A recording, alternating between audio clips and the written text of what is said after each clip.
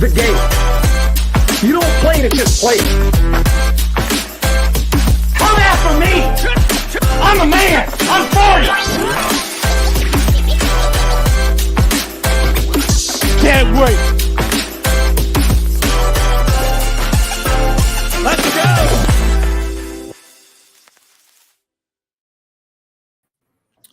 Good morning and welcome. It is Coffee and Sports. It is the morning show here on Sports Empire Network. And Mo, you are clearly ready for championship weekend in the NFL, sir. No doubt. I am so ready. I'm ready to get into this. I am Chris, and of course, that is Mo. Mo, how are you this morning, sir? I'm doing great. Hope everybody out there listening to us is doing as well or better than I am. So, Mo, the NFL doesn't often surprise us.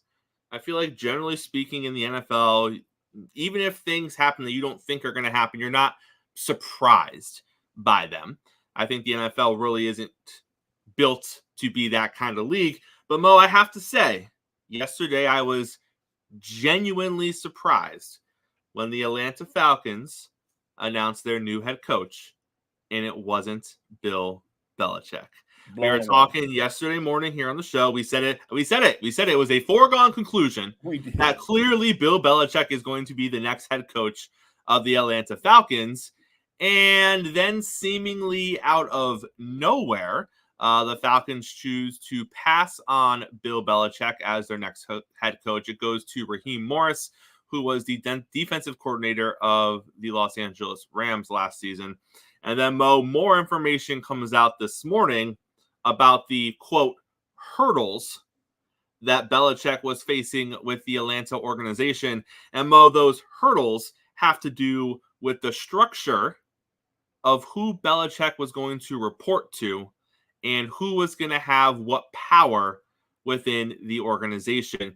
And that is in direct relation to the GM of the Atlanta Falcons.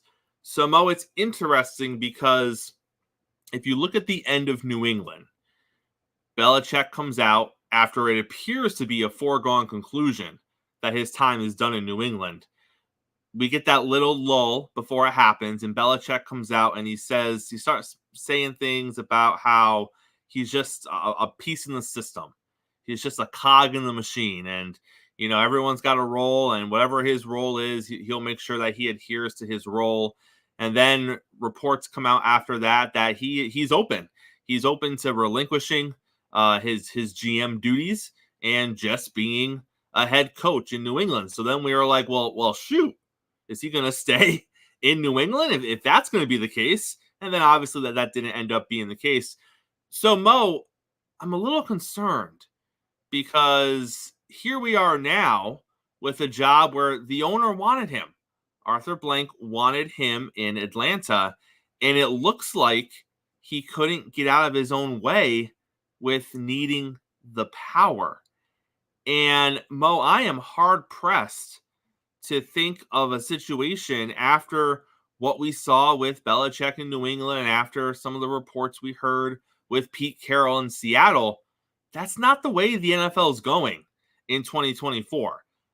They want head coaches to be head coaches. I think we're done with the days and maybe you might get one or two. There's always an exception to the rule, but I think we're done with the coach GM days. I don't think teams want that. I don't think teams want to ride and die with one person. I think they want flexibility. I think they want multiple voices in the room. I think they want to be able to change parts and pieces as needed to tweak and update, and it's hard to do that when one guy does everything. Correct. So, Mo, what do you make of it? Is it something where maybe this wasn't Bill's ideal landing spot, and in his mind he was like, if it's going to be Atlanta, I'm going to have all the control or enough of the control where I think we can get things done, whereas maybe if this was the Chargers coming after Bill like this, Bill would have looked at the Chargers and said, I don't need to be GM for the Chargers. This is a better situation. I like what we have here with Herbert. I like the defense. I'm okay not being GM for the Chargers, but I need to have some power and control and say if I'm going to go to a team like Atlanta. Mo, I have no idea if that's true or not, but that's the only situation I can look at where I would look at it and say, okay, Bill, fine. I get it. I understand. You could have had the job if you just agreed to be the coach, but given the circumstances of the team, you felt you needed a little more. It didn't work out. It is what it is. That's the only way I can say I got you, Bill. Because any other way, Mo, I look at it and I say, what are you doing? Are you really that out of touch that you think that just because you're Bill Belichick, you can walk into an organization after we saw your failures in the GM department in New England and just think you're going to get the same deal? Because that's way out of touch, Mo. Way out of touch. What do you think? I think that if you know Arthur Blank, what I know about him is that he's very close with his upper management team, right? They've built relationships over the years. He's big on family, and there were rumors swirling early after the first interview, then the second interview, that a lot of those people went to Arthur Blank and said, if this guy comes in here, we're out of here, right? He's going to want to move people out of here. And I think Arthur Blank thought, no, I don't think so. I think you're fine. He's coming here to be the coach. He's coming here to be the coach there. So there's not nothing in the upper management. He has no power over any of you. But I think after that second interview, Bill Belichick might have let it be known, like, I kind of do want to have power over those people, and I want to bring in my people. Like he probably said, it's a given, that everybody on that coaching staff, they're not going to be part of my coaching staff. Like, I do think he went in there with that mindset. And by the way, if I bring you in here to be the head coach, my overseer, my leader of the team, I have no problem if you want to overhaul the coaching staff. No problem at all with that. I think Bill's arrogance got in the way. I think Bill, if he didn't want to be the GM, he wanted some kind of pseudo power where I'm not the GM, but the GM doesn't have any dominion over me. He doesn't tell me what to do. I don't answer to them. I'm either talking to Arthur Blank or I'm not talking to anybody. And I think that became a stalling point. I think in the end, it wasn't about money. It was about the debate about how much power he would have in the organization. And they couldn't come to an agreement because, look, by the way, Raheem Morris, I don't want to make him the cliff note. He actually did a terrific job with a young Rams defense. Remember, you got Aaron Donald, an all-world player, but he was surrounded by fifth. Gene jokes about it a lot all the time, 5th and 6th round picks. But they whipped those guys into a cohesive defensive unit, and he's deserving of an opportunity.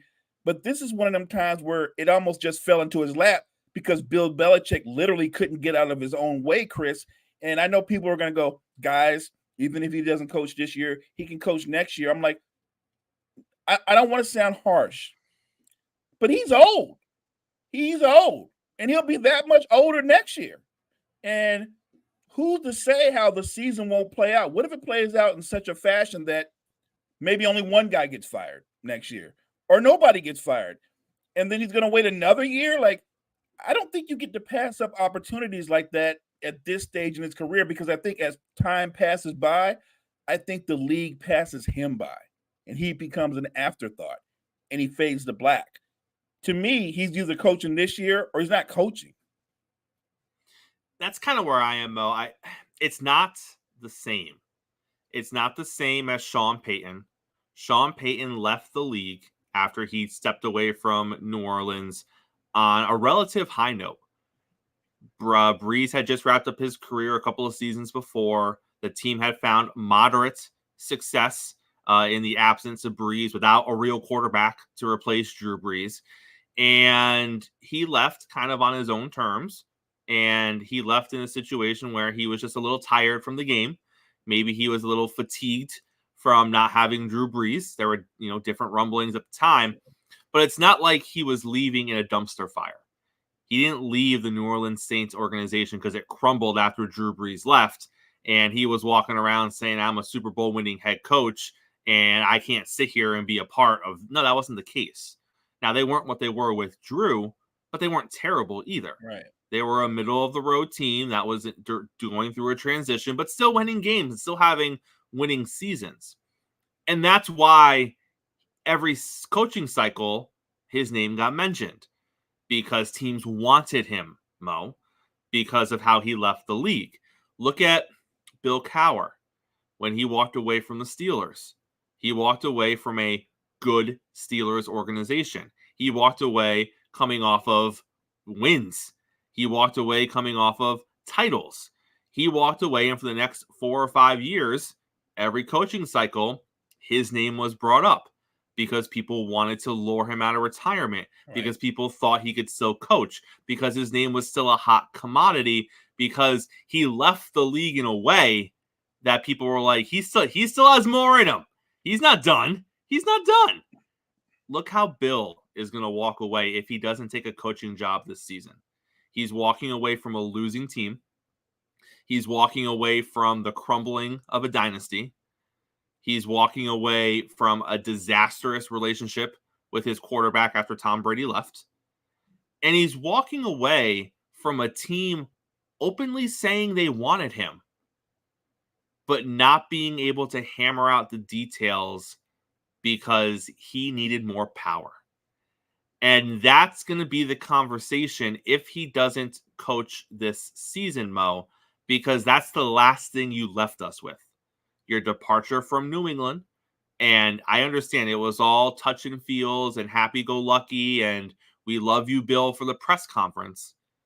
But it wasn't that during this season. And it wasn't that leading up to the press conference. No. And then you have the Atlanta situation, Mo. And whatever team, let's say he doesn't coach this season, or this upcoming season, whatever team looks at Bill for next season, when the season is over, because they need a head coach, they're going to say, is he going to want too much power? Is he going to want to come in here and be the GM? Do I want to bring in a defensive coach that was just out of the league for a year? All those are going to be valid questions. Now, I think he can save himself a little bit. I don't think he's going to be the head coach of the Washington Commanders, and I don't think he's going to be the head coach of the Seattle Seahawks, which means, Mo, what can he do? He can be a defensive coordinator. And I know he's going to think that's a step down, and I understand that. But, Mo, when you're in the position that he has put himself in right now, and people are going to say I'm ridiculous, and people are going to say that his Super Bowl rings speak for themselves, what is the value of Bill Belichick in this league today if he doesn't come with Tom Brady? I struggle. Really good. I struggle to find it because he proved after Brady left that in average to below average circumstances, he couldn't get the team to rise above. And I get it. Mac Jones, he's not the franchise quarterback. I understand that. All right. But it's not like he was propping up Mac Jones and the pieces around him and getting themselves to 10-win seasons because he's a Hall of Fame head coach and they were having top 5 defenses and they were just getting shown the door in the playoffs first round every year because they weren't quite that level. No, they were a really bad team this season. His GM skills are really, really bad. He is a defensive-minded head coach in a league that is so offensive forward thinking that just being classified, Mo, as a defensive head coach is putting you in a rough spot. And look at the teams that are in the conference championships. Yeah. I'm just saying, just take a look. Now, I know Dan Campbell is a little different, but he's a smart enough coach to hire guys that are smarter than him, right? And they have an offensive-minded team who can play defense when they need to, but they are a team built for today's NFL, as are the 49ers, as are the Ravens, even though they're different, as are obviously the Chiefs because of the relationship with Mahomes, with Andy Reid's been over the years. What you said to me isn't crazy. It might feel like a step back. Even with his record and his rings, it might even seem demeaning because he's of an ego that I can't imagine Bill Belichick being okay with saying, "Hey, look, we're gonna run more zone blitzed and get after him." And the head coach goes, "Nah, I don't want that. Stay in cover 3. Stay in cover 3, Bill." And Bill's gonna look at him like, "Son of a." you know what I mean? You know what I'm saying? Like I have no doubt he would excel if he went old school and became a defensive coordinator. And maybe it's one of those things where he becomes a defensive coordinator just to set him up to be a head coach candidate, a viable one for next season. Because I have no doubt that Bill Belichick, if he goes to the right team, he will coach that defense up and it will be an elite defense. And it will remind people all over again, like, he is a bad man. Bill is a bad man. Because I'm with you. If you're not going to coach the Redskins and you're not going to coach the Seahawks, which that would seem very odd anyway, like you just pushed Pete Carroll out because you thought he was an old man. You're not going to put Bill Belichick in there. So I don't think he has a lot of options going forward. The league is, I am totally stunned. Like you said, you led off with, it was like we were boxing and we had won 11 rounds and out of nowhere we got clocked. That's what happened yesterday when he didn't get hired and Raheem Morris, by the way, like I said, is more than deserving, was hired. I don't believe, I'm of the opinion if he doesn't coach at all in any capacity, he's not coaching next year either. I don't think he's coaching at all, period. If he doesn't coach in some capacity like you suggested, I don't think he's going to coach anymore at all. And like Gene said, he is the greatest coach of all time. But Gene, he's the greatest coach of all time, and there was 8, 9, 10 opportunities potentially for him to land a head coaching job for next season, and he's not going to have one. So I understand what his resume is. I understand what his record is, and I understand what he has accomplished, and I would not dispute that. I do agree with you. He is the greatest head coach of all time. I agree as well. But this isn't 10 years ago. This is 2024. And in 2024, heading into next season, he had one legitimate suitor that wanted him. And it didn't happen. So resume, record, how he's revered, I don't think teams are impressed. It's kind of like the college football situation, Mo, right? We're no longer impressed because you come into our living room and you're from Alabama. Right. So what? Right. What can you do with me with that NIL? Because that's all I need to know. That's what I'm looking at. And here's the thing. Let me ask, you know what? Gene brought up the point. How about this? What if next season, because I think the Eagles are going to turn around, still be one of the top contenders and be right there. I think Howie Roseman will do Howie magic and put the guys in place that they need to on the defensive side of the football. But what if the Eagles still remain kind of like in tatters and they don't have a bounce back season and Nick Sirianni gets fired? Are they going to hire Bill Belichick? I think you can have the same conversation with the Dallas Cowboys, right? Well, if the Dallas Cowboys win 11... I'm just putting it out there, though. Yeah. Are you going to hire Bill Belichick? It's easy to say, yeah, but I'm thinking like defensive-minded coach, older defensive-minded coach, greatest coach of all time. But look, there was a greatest coach of all time before him, and the game passed him by too. Like, it just catches up to you at times. Like, there became a time, believe it or not, when nobody was looking for the services of Bill Walsh. Just saying, it happens. That's the way the league is. At some point, it passes you by. I don't think he forgot how to coach, but I think he never adjusted to the league that was changing around him. And we didn't notice it. We didn't get caught up in it because he had a safety blanket named Tom Brady. And look at life without Tom Brady. I'm just saying, where is Bill Belichick going to go? It's not like he has a type of personality where he's going to be in the studio somewhere like laughing it up with Terry Bradshaw and the crew. I don't see that. But I wish he would. I wish he would. That would be fantastic. Maybe put him right next to somebody like Bill Cowher. I could see those two going back and forth at it. Like, that would be fun. The Bill Belichick Power Hour or something. I don't know, but I want Bill Belichick coaching. I do. As a fan of the game, I do think he has something left. But again, time waits for no man. If he does nothing and he's not part of the NFL this season, we're not going to talk about him. We might talk about him near the end of the season if a couple of jobs are going to be potentially open. But again, it also matters what jobs are open, right? You know what I'm saying? Like, do you think you're going to see Bill Belichick in New Orleans? I don't think so.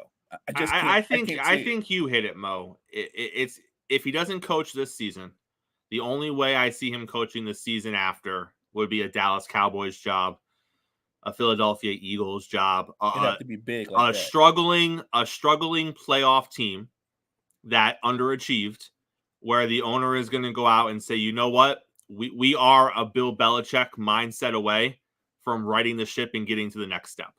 That's I can see that. But I can't see him taking a year off and coming back and getting like he said he wanted a project. I don't foresee that happening.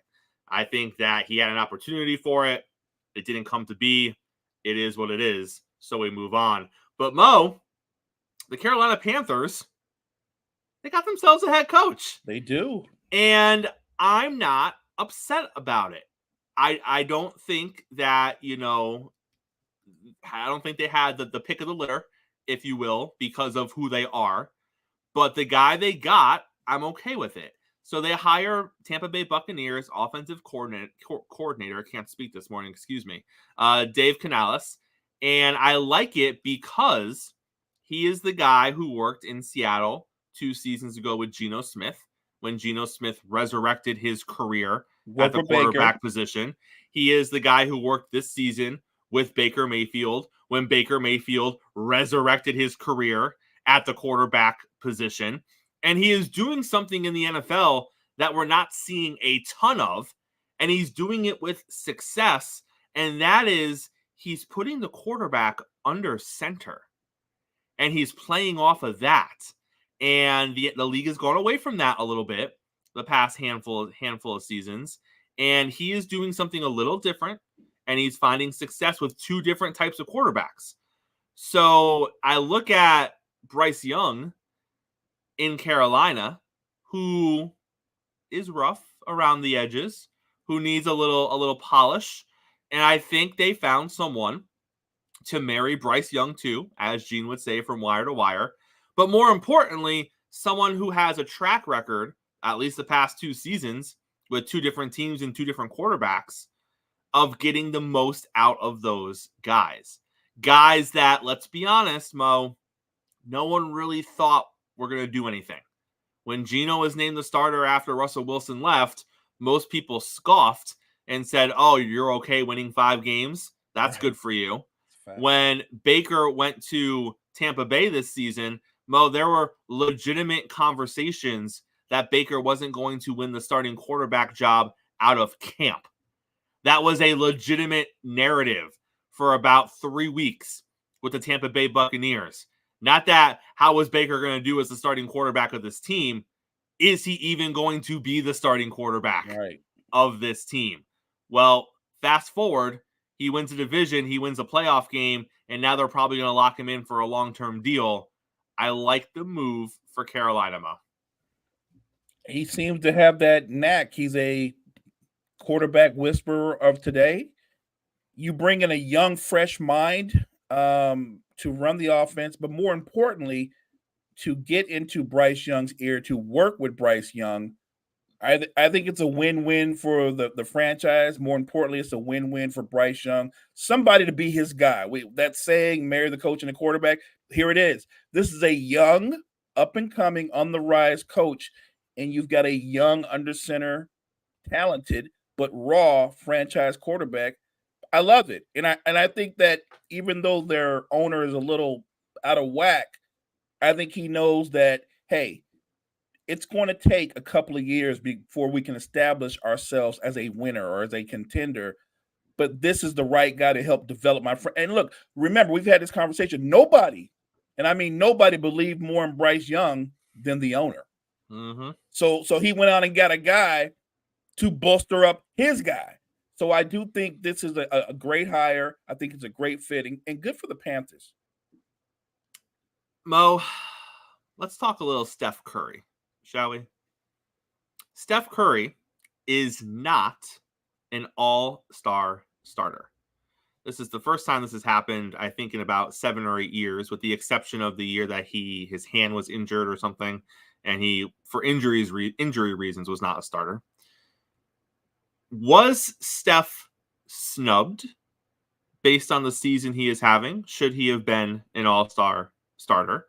Or are the other two that were named ahead of him just simply better right now and having better seasons? So the two guys ahead of him, I believe, are Luka and Shai Gilgeous-Alexander. Correct. Look, so no one out there is thinking I'm demeaning Steph Curry, who by the way, I just had this conversation last night about how great he is. I don't think he got snubbed. He started out the season on fire. He was the only thing good about Golden State. But over the last, I can say 10 or 12 games, he struggled with his shooting. He's been kind of up and down, and I think that impacted the voting. Look, Luka's a numbers guy. If you just go on pure numbers, hell, he might be there for the next 10 years. I'm just being real. He might be there for the next 10 years. And you can make a fair argument. I don't think it's out of pocket that while Steph is a greater player, and this guy may never touch Steph's stratosphere, right now, today, there's no question Shai is a better basketball player than Steph Curry. I don't think it's a flukish thing. He's just a better basketball player than Steph Curry. What I'm stunned is on this point, usually when it comes to the starters, I know the voting is kind of skewed now, but a heavy rain is on the fans and popularity. I thought just on his popularity, because Steph is kind of beloved, right, throughout the league. I thought he would still be a starter, so I'm a little taken back that didn't help him, but I don't think he got snubbed. I mean, these are two, and I want to remind everybody, Luka's 24, 24, 25, and Shai Gilgeous is 25. These are two young stars in their primes, in their peaks. And if you look at the other guards in the Western Conference, it is a logjam of talented people. Like, I have no doubt that if it, when it comes down to the coaches, Steph's going to be on the team. That's a given. He's going to be on the team. It's just we've been spoiled by him and his greatness that we're just used to him being a starter. It's just a foregone conclusion that Steph and LeBron are in the starting lineup, right, all the time.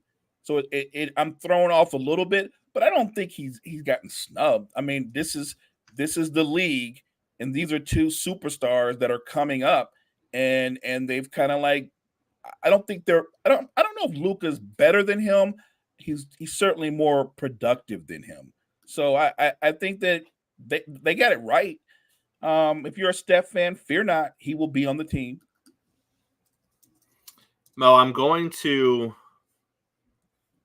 pronounce her name wrong. I know I'm going to pronounce her name wrong, but I'm going to try my best. Sabrina, is it Ionesco? Okay. Yeah. I thought it was a U. My bad. She is the college athlete that put on. She's still in college, right? No, she plays for the Liberty, I believe. She plays for the Liberty now. Okay. So she put on a show during the WNBA All-Star game from the 3-point line. See, I thought it was a U, Key. Thank you. It's not Ionesco? I was wrong. I think it's UNESCO. Whatever. I didn't even know, Mo. At least you took a shot at it. Hey, Key's on top of this stuff, man. She is. We should have brought her in for this segment. Jeez. Absolutely. I'm over here stumbling over my words for poor Sabrina. I'm not much better. Sabrina tears it up in the WNBA All-Star game. She hits all the threes. She lights it up, and she has the record for the most threes ever hit in that situation, breaking Steph's record. And it's been talked about, fun back and forth. That'd be cool, if the two of them had a little thing, right? A little 3-point shootout. Well, it's being talked about more now, Mo, because there was some audio from the Warriors warm-up the other day. And Steph was talking about it with his teammate who happens to have the same agent as Sabrina. And after that conversation kind of went viral, Steph took to social media and he said, "Hey, Sabrina, let's do this thing. Let's see at the 3-point line." And now, of course, everyone's wondering, how do we make it actually happen? Do we make it happen at NBA All-Star Weekend? Do we make it happen at a WNBA All-Star Weekend? How can we get these two together to have a 3-point contest? For me, Mo, I'm all for it. I think that and I don't mean to come across this way, and I don't mean to come across anyway. But I think if we look at this fairly, this would be great for the WNBA. This isn't something the NBA needs. It just isn't. Like if you're comparing the WNBA to the NBA, it is a situation of haves versus a situation of have-nots, despite the fact that the WNBA has tremendous talent. And the product that they put out there is a high-quality product. Agreed 100%. But when you compare it to the powerhouse that is the NBA, it's just an unfair comparison. That being said, if you bring Steph over there to let him do this or to allow this to happen, that is great for the WNBA. And if this does happen, Mo, I hope it happens in the WNBA's backyard. Yes, agreed. And not the NBA's backyard. I don't need her to come to the NBA All-Star Weekend. I need Steph to go to her because I want the WNBA to get the ratings bump for this. I want the WNBA to sell the tickets for whatever this event is going to be that Steph is going to be at. That's what I think needs to happen. Unfortunately, I love that idea. I don't think it would happen that way. I think this would be something where she comes to the NBA event, which I think is you think so? Yeah, I do. I'm different. I think that if David Stern were still in charge, God rest his soul, if he was still in charge, it'd be 100% an NBA event. I think Adam Silver is a little different. Is a different guy. I hope he is because this is, and again, we talk about the WNBA needs it. Like it's not going to seismically change the stratosphere of the WNBA, Mo, but it's one of those situations.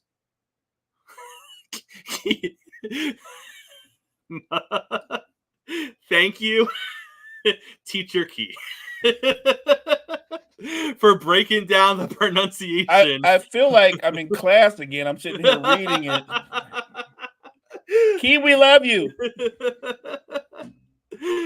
I think this is just one of those things where it would just benefit that league more. And I just think it would be the right thing to do. So I don't know what it looks like. I don't know if it's going to happen. I think that it should happen, Mo. And I think it should happen in the backyard of the WNBA.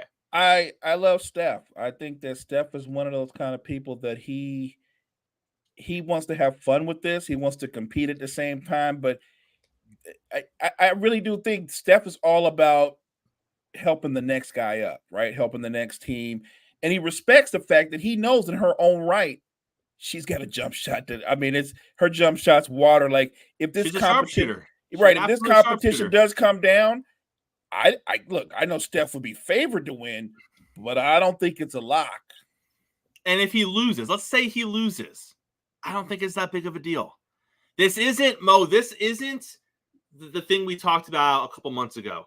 This isn't the state 18U boys high school basketball team playing the Aces. That's not this. If the Aces lose to the high school boys basketball team, that's not good, right? And I think we both agreed that would probably happen. But that hurts the WNBA. That hurts their brand. If Steph beats Sabrina in a 3-point shooting contest, it doesn't hurt their brand. It's fun. If Sabrina beats Steph in a 3-point shooting contest, it doesn't hurt Steph's brand. He's not, you know what I mean? Like he's going to capitalize on it. It's going to turn into a commercial. It is a bunch of commercials, I think. It's going to turn into money and advertisement, and it's going to be a fun back and forth, regardless of who comes out on top, I think. And I just think it's an opportunity to make money, to put some shine on her on a bigger stage than what she already has in the WNBA, to put a little shine on the WNBA product. I think it can be a win-win for all. And that's why I think that this needs to happen, and the powers to be need to find a way to make it happen. I'm agreed. Look, anybody who's a fan of basketball, let me say this. The NBA is a juggernaut. It is. There's no question. But the product that the WNBA puts out, if you're talking about basketball at the highest level and fundamentals, when you watch them play, they're actually more fundamentally sound than the NBA is. They are. And it's not close. It's not close. When you watch them play, they actually run several sets. Like I don't want to get into this. Look, I'm the huge NBA fan, but I'm telling you, it is what it is. They play a high quality style of basketball that if you don't watch it, you are missing out on high quality basketball. So I love the idea of this. I'm with you, Chris, 100%. Make this happen. Let people get an opportunity to not only witness a really fun contest, but be indoctrinated into the WNBA experience, because you're missing out. It's a big opportunity for that league itself, and the NBA being what it is, why not reach back and help pull up the WNBA? Mo, I didn't tell you we were going to do this, so surprise. I'm about to run through all of the award nominees for the 2023 NFL season, and you are going to pick the winners. Oh, I know. It's a good time. It's a good time for you this morning, Mo. It's fun. Let's start with Assistant Coach of the Year. We got Bobby Slowick from the Texans, Jim Schwartz from the Browns, Todd Monken from the Ravens, Mike McDonald from the Ravens, and Ben Johnson from the Detroit Lions. Ooh. I know. Ooh. Monken has done a great job, but so has McDonald and Johnson. No, right. You know what, though? You know what? I'm going to go with Johnson because, look, Detroit's on a roll. And everything is much bigger for them. And it's funny. I'm saying that as a Niners fan. We're about to play these guys. But I hope he doesn't do well, when it counts the most. But I'm going to go with Johnson.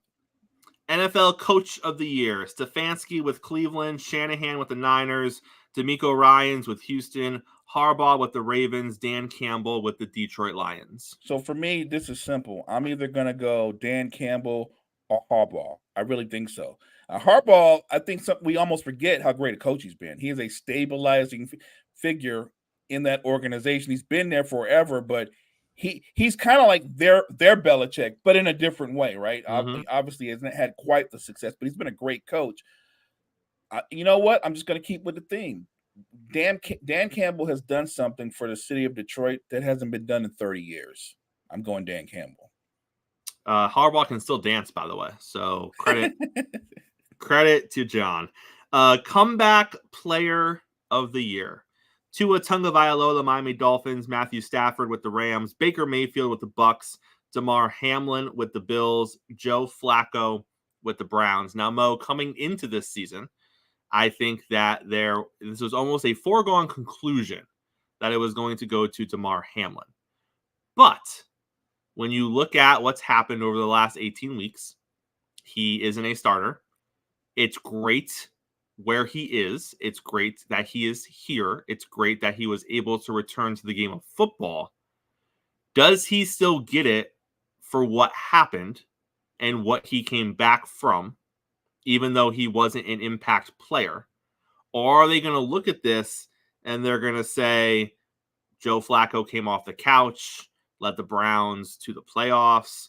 Baker Mayfield wasn't even going to be the starter potentially during camp, led the Bucs to a division in the playoffs. Matthew Stafford was picked to win 4 games, led the Rams to the playoffs. Tua Tagovailoa couldn't stay healthy last year. He was going to retire, led the Dolphins to the playoffs. And he stayed healthy. And stayed healthy all 17 games. I don't know. I don't know, Mo. So I think this might be the toughest category, but I'm going to split it and make it say there's a tie. I'm going to say Baker Mayfield because he was my pick too. I don't think Baker was thought of as going to be one of the better quarterbacks in football. And he not only resurrected his career, but he pulled the Bucs up. They won the division. He won a playoff game. And if you saw the playoff game they lost, they were there. They were there. So I would say Baker's there, and I'm going to go Damar Hamlin because he's alive. He is alive. Joe Flacco's a great story, but he came in late in the season, and they just went on a bit of a run. Respect to him because that was terrific. Matthew Stafford, I never felt like it's a comeback because he is he's a flinger to football. He's a bad man. What if you want to say he overachieved because I didn't know the Rams were going to be this good. You knew, but I didn't know. I know. So I got you on that, and I'm with you, and I give you flowers for knowing.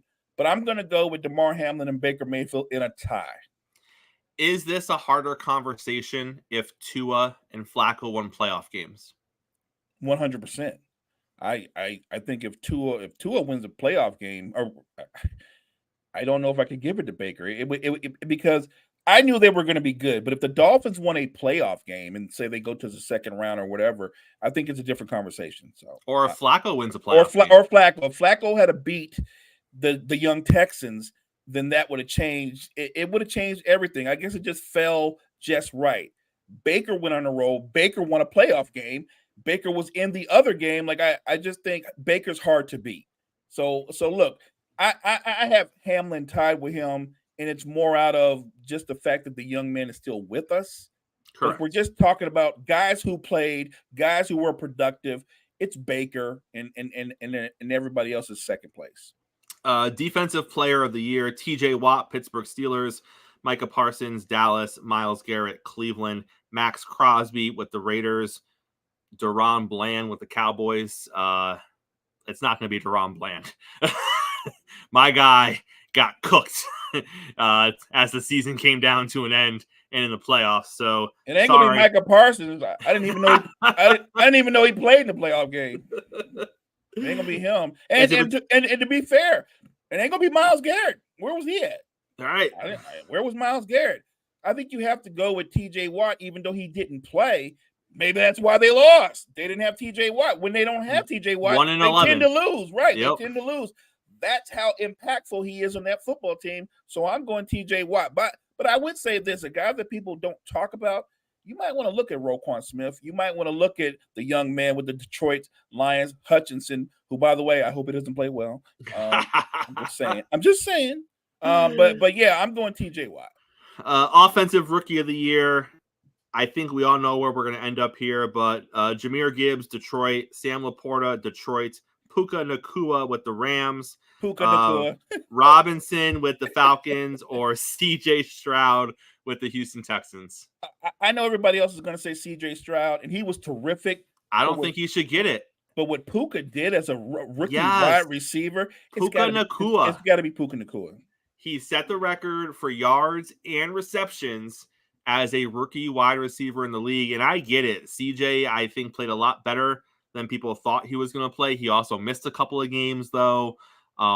Stat-wise, it wasn't there. And I know sometimes this is a stat conversation, but Puka just did it on a whole different level. And Chris, you pointed out something. We thought, okay, he's playing well, but now when Cooper comes back, right. I thought when Cooper comes back, he's going to fade to black. Like, no. It was different for Cooper Kupp. Right. We didn't realize that Cooper Kupp was going to have to make the adjustment and realize, like, oh, you're the number 2. Okay. Yeah, I think it's Puka and a runaway. Offensive player of the year, Dak Prescott, Dallas, Christian McCaffrey, San Francisco, CeeDee Lamb, Dallas, Lamar Jackson, Baltimore, Tyreek Hill, Miami. I'm being biased, but I'm gonna go C-Mac. I think it's C-Mac. Yeah, I think it's C-Mac here. I would go C-Mac. Well, first of all, I don't think a quarterback should ever win Offensive Player of the Year because they're basically guaranteed to win MVP.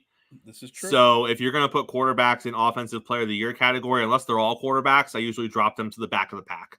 So I would go C-Mac, Tyreek, and CeeDee Lamb, and then Dak and Lamar Jackson. Yeah, I'm good for with Offensive Player of the Year. I'm good with and then, of course, we have the big one, NFL MVP. We know that it's probably going to be Lamar Jackson.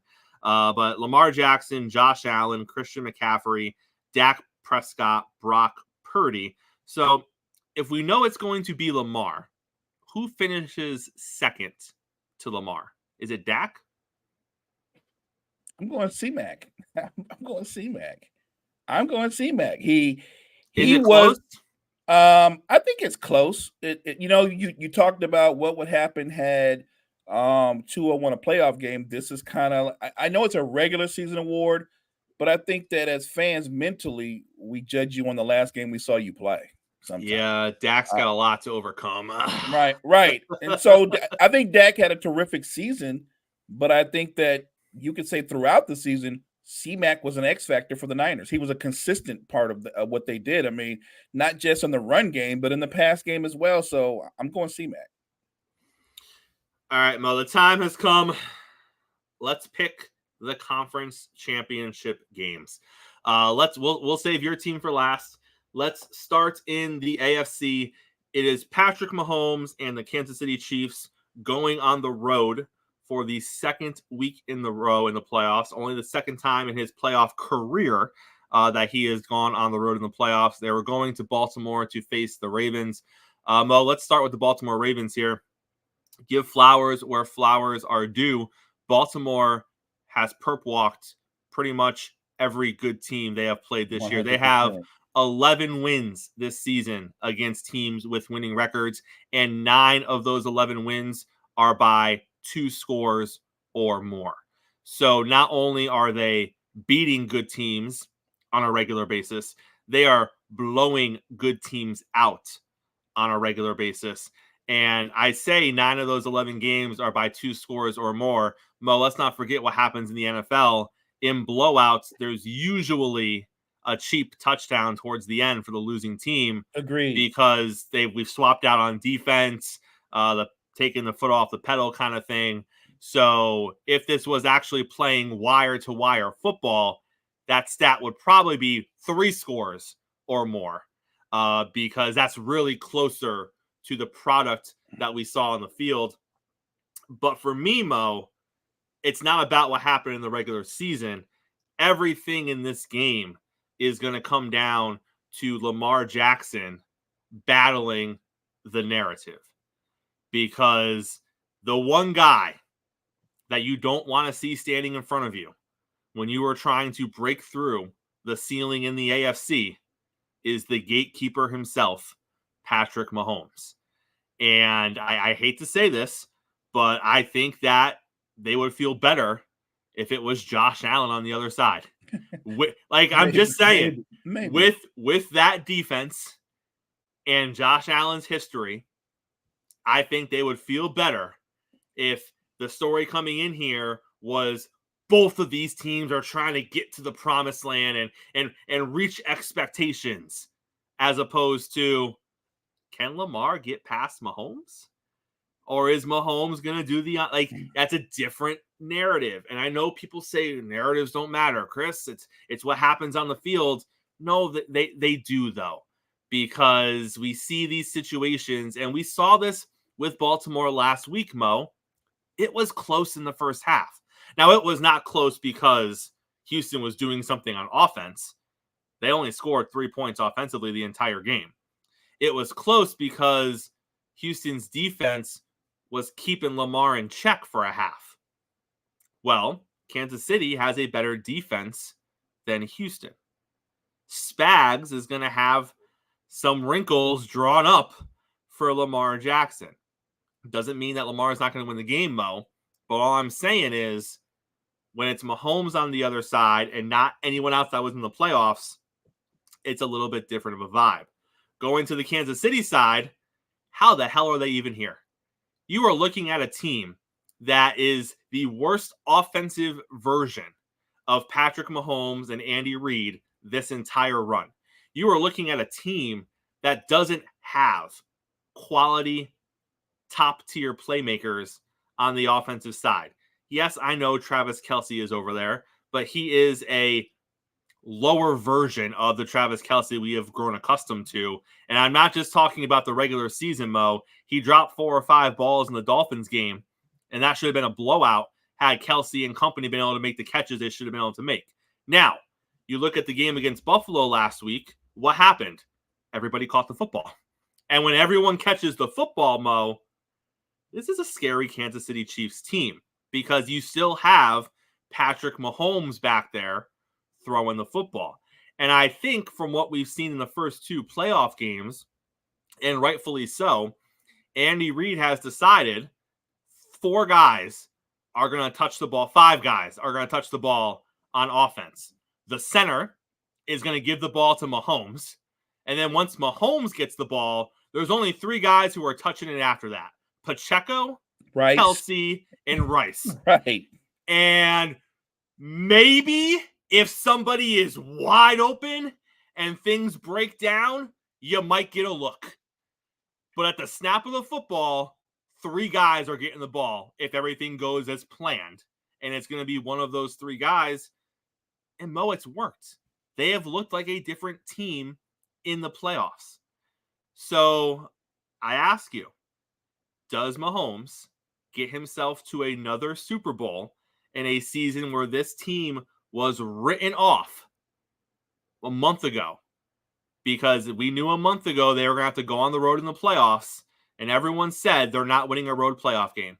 Not this team, not with these players, and they went to Buffalo and they did it. And now they have to go to Baltimore, which is, I think, a bigger test than going to Buffalo. Oh, for sure. Or is Lamar going to break through and get himself to a Super Bowl and kind of crush the narrative around him of just being a regular season highlight reel stat kind of quarterback that doesn't have playoff success?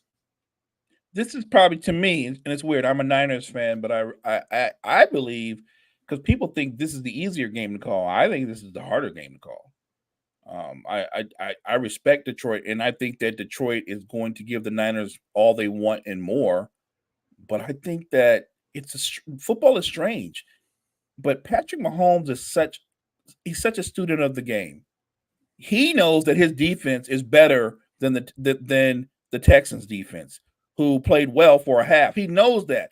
But he also knows if he controls pace, if he dinks and dunks the ball and he eats up clock, and it's weird because the strategy usually is you want to keep him off the field. Well, I think that he knows he'd much rather give his defense a break and slow the Ravens down to keep Lamar off the field. I think this game is all about if Patrick Mahomes can control the game. He doesn't have to put up monstrous numbers, but he has to play just well enough, get enough production from his skilled players to move the ball up and down the field, even if it's methodically and slow, because the Ravens, incredibly active, physical defense, but they don't really play a lot of man. They're really more of a zone defense, but it's an elite zone because they have the ability to get pressure on your quarterback with just rushing 4. Yep. The question is, if those tackles, and that's really been one of the weaker parts of the Kansas City offense, their tackles have been god-awful throughout the season, but in the playoffs, especially last week versus Buffalo, they look like Pro Bowl tackles. I don't know what's gotten into them. Maybe they've schemed them differently. But I think that this game is going to be close. If you're asking me right now to pick it, and before you pick, Mo, who has the better kicker? If it's close, we might start talking the kicking game. The Ravens got one of the best. They do. They got Justin Tucker out there. They do. Buffalo had one of the best too. And I'm just saying. I'm just saying. Nobody in Buffalo agrees with that statement, Mo. Well, not now. Sure, but if you can rewind the clock right before he kicked it, they were like, "We're good." I'm not taking shots, Buffalo. I'm taking shots. Chris set me up for that, so that's not me. That's not me. Conventional wisdom tells me to pick the Ravens. Everything says the Ravens because the defenses are both good, but their defense is elite. Raekwon Smith, they're 2 inside linebackers, and this is hard for me to say. It's better than the 49ers inside linebackers, and that's a compliment because that's how good Fred Warner and Greenlaw are. I'm gonna be the weird guy because I can be that way. I'm not betting against Patrick Mahomes. I'm going to pick the Chiefs in an upset.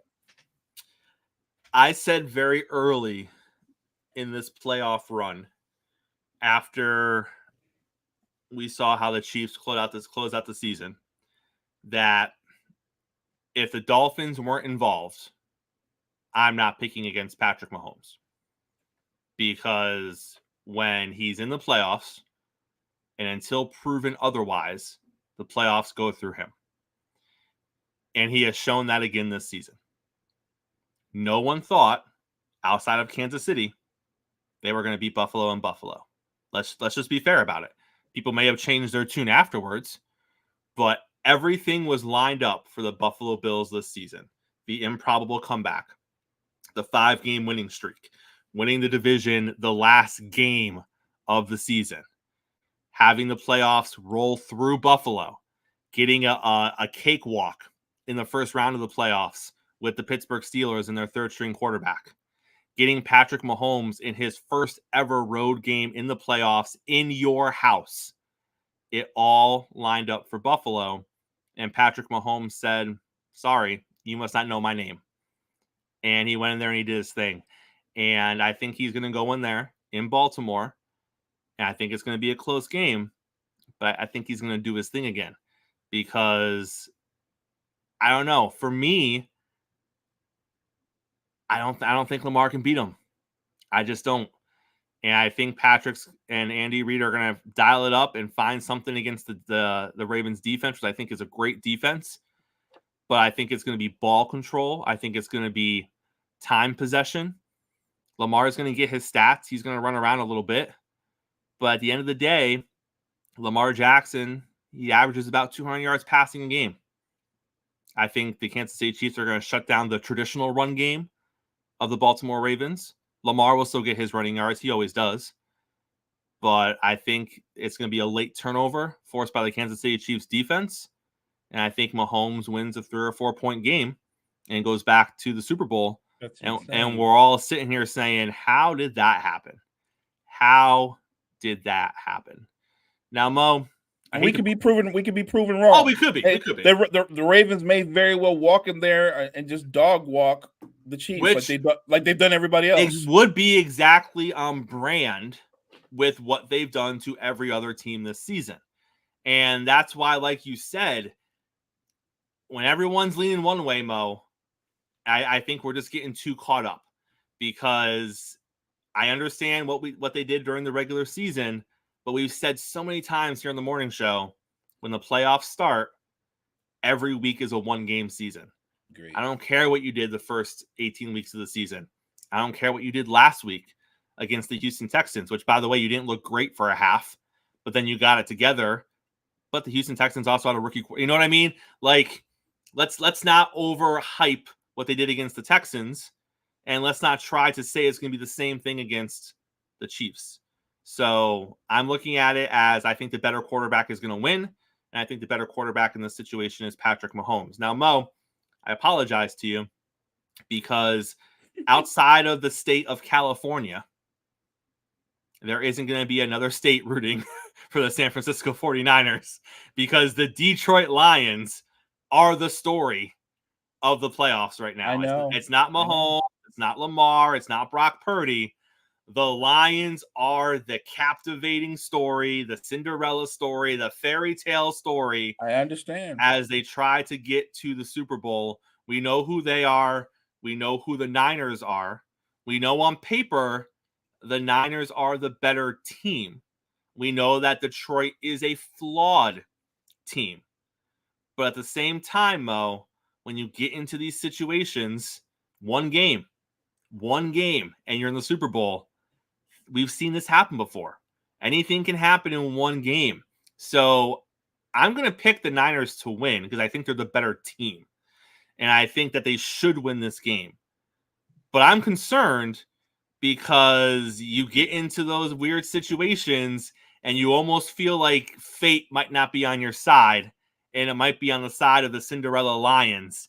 And I hope that for your sake, Mo, we don't see that. But if anyone's thinking the Niners are going to blow out the Lions, I think you're sadly mistaken. And if things are close at the end, if you're a Niners fan, I just hope there isn't any magic left in this Detroit story because, man, if they get to the Super Bowl, Mo, it writes itself. So to me, the Niners have more established stars and they have bigger names. They do. But if you really look at the two teams, there are some similarities. I look at Amon-Ra Brown, and he's as good, maybe some would say better than the Niners' best receiver, who, by the way, it's not Deebo Samuels. It is not Deebo. It's not. It's Brandon Ayuk. I look at Laporta, and I think that he's talented and can do a lot of the same things that Kittles can do. Mm-hmm. I look at the running back combination they have, especially with the explosive and talented Gibbs, who can make anybody miss. And the combination of the two is every bit as productive as C-Mac. And well, so, in all I fairness, think it takes two of them. I'm just saying it took two of them to equal one C-Mac. Sure, because I think both of them together they equal C-Mac. Right? I'm there. And then I look at Jared Goff, who people forget he's already been to a Super Bowl. Yes, he has. I think people forget that they look at him as like an underdog. Jared Goff wasn't just a high draft pick; he was the number 1 draft pick. Yes, he was the number 1 draft pick in his draft. When you bring somebody in like that, you say that's my franchise quarterback. Mm-hmm. He's the guy that's the franchise quarterback. My guy was dead last. He's the last guy picked. When they was in the war room, they were sitting there like, well, let's get out of here. And they go, we got another pick. Purdy, come on. And lo and behold, he's the starting quarterback. And last year, he goes on this amazing run, and nobody is as stunned and enjoying it as much as I can. I enjoyed it, but I thought that it was one of those kind of things. It felt more like a one-off because it was so out of nowhere. And yet, here he is going through a whole season as a starter with the pressure of, can he come back and be what he was in that run consistently? And I think the answer is he can be a good quarterback in this league. I think he's better than good, but I think he's better than good, but I think he's just shy of great. And I hope that the people don't take that as a slight. That's just how I view him. And remember, he's a young quarterback. He may very well keep elevating. I don't know.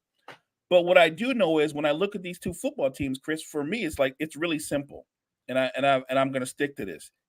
If the Niners front seven can't get to Jared Goff, the Detroit Lions are going to the Super Bowl. Plain and simple. If Jared Goff is clean, if he is not on his back or running for his life, the San Francisco 49ers are going to lose a football game, period. And Brock Purdy doesn't have to be great. He could be good. If the defense does its job, they just need Brock to be good. If the defense is going to get sliced up because they can't get to Jared Goff, now you're talking about, well, we need Brock Purdy to throw for about 330 and like 4 touchdowns.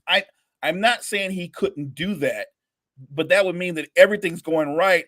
And that would also mean that our offensive line is controlling Hutchinson and that crew. And I don't know if that's going to play out like that. So for me, the cut and dry of it is the 49ers defense with all those big names, Chase and Bosa and Warner. If they do their jobs, we're going to the Super Bowl. If they don't do their jobs, the Lions are going to the Super Bowl. I'm going to pick the Niners because I'm a Niners fan, but I'm like you.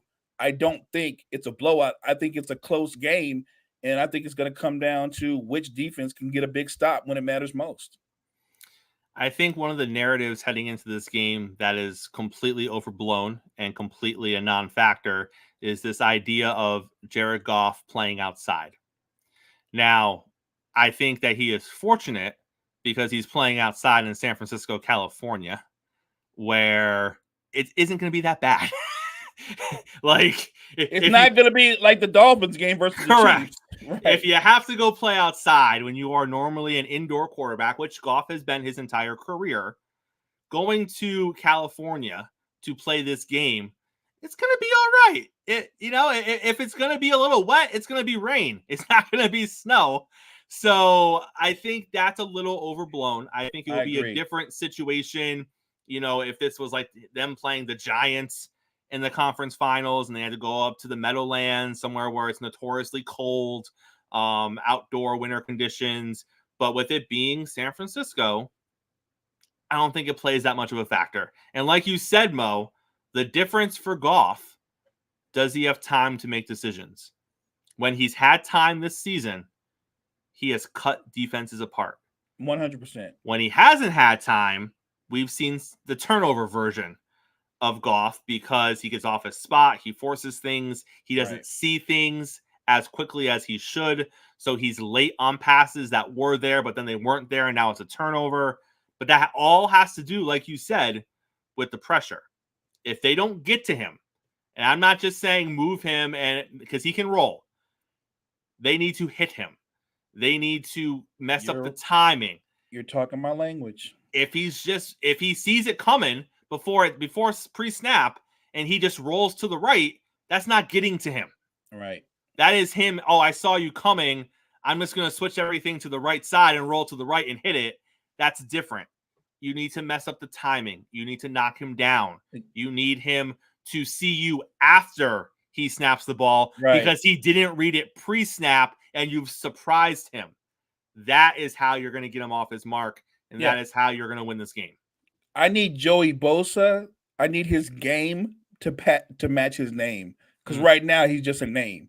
And he's a name that hadn't been getting called. Well, I was going to say, he was not much of a name because they weren't even calling his name. Yeah, well, he's not doing nothing. He's not doing nothing. And it's not just him, that the front four. So they're supposed to be this elite group, and they're capable. But I need Joey Bosa to show up and start earning that money that he got. That's what I need. If we're going to the Super Bowl, that front seven, they're going to show up. All right, Mo, what a way to wrap up the week. Before we get out of here, program note for all of you. Make sure tomorrow night, after the Royal Rumble, you are right here on Sports Empire Network. Yeah. Coffee and Kayfabe. It is going to be myself and Mo and Chase breaking down everything that happens in the Royal Rumble tomorrow night live on Peacock. So make sure that you, A, tune into the Rumble so you know what we're talking about, and then B, come hang out with us. A little late night wrestling talk here on Sports Empire Network. Mo, close us out, sir. Hey, thanks for everybody in the chat. We love and appreciate your support. Thanks to everybody that's watching Chris and I live and who will watch us later on. Check out all the great content we have to offer for you at the Sports Empire Network. Hey, guys, check out the Empire. We'll be back here on Coffee and Sports on Monday morning, breaking down the results of the conference championships. We'll be starting to preview the Super Bowl. We'll be talking about the NBA All-Star Game. We'll be talking a little baseball with JG. We got lots of stuff to talk about Monday morning. Make sure that you are here for that. It's Coffee and Sports. It's the morning show, and we will see you Monday morning. I mean, you can see right now, without LeBron, Lakers are struggling. Let me tell you about a team I hate, all right? I know the Dallas Cowboy fan is here, so I had to make sure he knew how much I hate this team. I'm ready. I've often said that the people who run baseball, they try very hard to ruin it. I'm from Brooklyn. I don't have a problem saying it to his face. Oh, from Brooklyn. Hey, you guys any